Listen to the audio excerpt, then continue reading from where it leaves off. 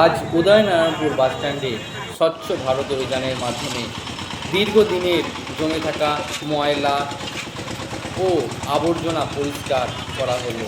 তারই সুন্দর মুহূর্ত আপনাদের সঙ্গে শেয়ার করে নিচ্ছি, যেখানে এই জায়গাগুলোতে প্রত্যহ পথে আনাজপত্র নিয়ে বিভিন্ন জায়গা থেকে আসা অনেক লোক, তাদেরই উচিত ছিল অবশ্যই যেখানে বলছে সেই জায়গাটা ঠিক করা, পরিষ্কার করা। না, এই যে উদ্যোগটা নিয়েছেন, এই উদ্যোগটা খুবই সুন্দর উদ্যোগ একটা। এখানে বহু মানুষ অংশগ্রহণ করেছিলেন, দেখতেই পাচ্ছেন।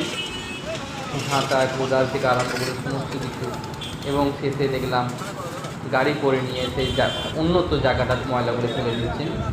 আমাদের প্রত্যেকেরই উচিত যে জায়গাটা আমরা বসে থাকি সেই জায়গাটা যেন পরিষ্কার পরিচ্ছন্ন রাখা। অবশ্যই আমাদের গ্রামে গ্রামে এই উদ্যোগ হওয়া প্রয়োজন। আমাদের গ্রামের চারিপাশে প্রচুর পার্থেনিয়াম, রাস্তার চারপাশে প্রচুর পার্থেনিয়াম গাছ জন্মেছে, সেগুলোকেও এইভাবে নির্মূল করা অবশ্যই প্রয়োজন। আপনারা কি